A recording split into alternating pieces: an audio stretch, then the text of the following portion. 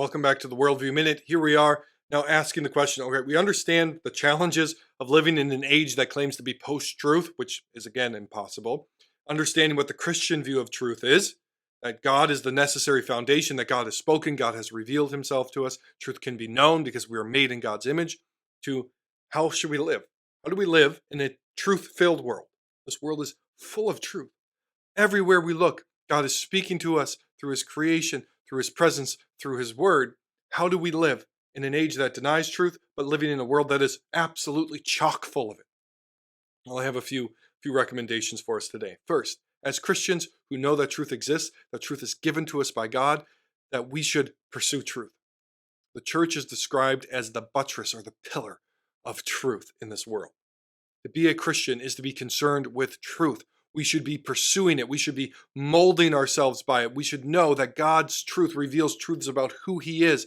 And so we are to be people of the truth. We do not live according to lies. We live according to what is there, what is real, what is good, what is true, what is beautiful. That is what it means to be a Christian in this world, awaiting the coming of the one who is the embodiment of truth, Jesus Christ. So Christian, you should be concerned with truth. Truth is important. You should build your life upon it, and you should seek it with all that you have. Now, having said that, then we have to bring in that second, that qualifying thing. Be humble. You are not God. You are not omnipotent. You are not omniscient. You are not infinitely good and holy. You are a sinner who is finite, independent. You will never know everything perfectly in this life. You will see through the mirror dimly because of our sin and living in a fallen and accursed world.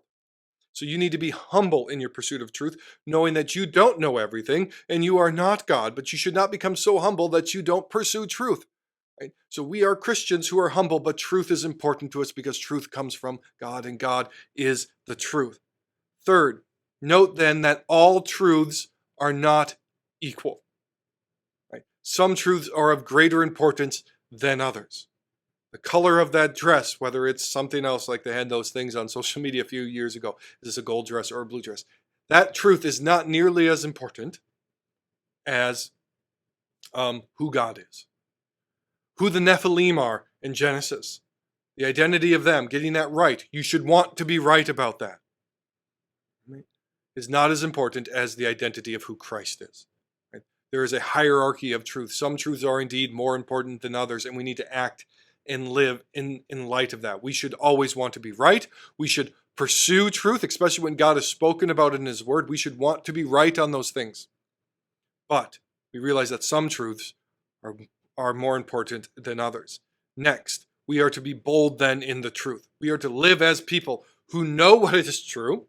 And because we know what is true and that truth exists, that we should live differently than those who are unsure if truth exists or unsure if they can even know truth. The Christian lives with this bold confidence that God has spoken. We know him through his son, Jesus Christ, and therefore we are going to be bold in how we live.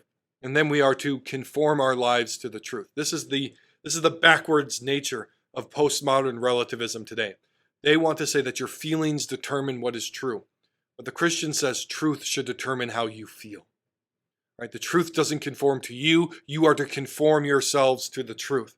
We are to renew our minds, the Bible tells us, with the truth. How we think, how we feel, how we live, how we speak is to be shaped slowly but surely to become more like the embodiment of truth, who is Jesus Christ. And that leads us to that last point. Know Jesus and know the truth. He is the way, the truth, and the life. All wisdom and knowledge and truth are stored up for us in Christ.